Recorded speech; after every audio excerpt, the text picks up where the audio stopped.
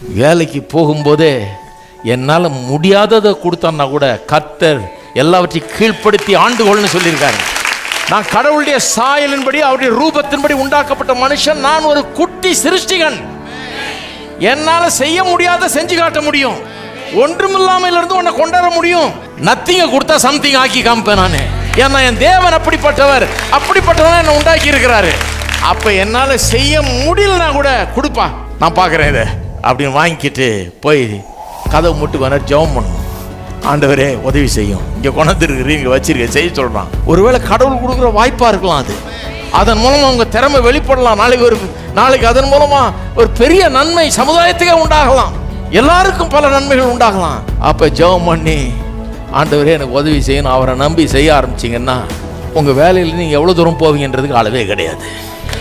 வெற்றி உங்களுடையதாகும். இருக்கீங்களா?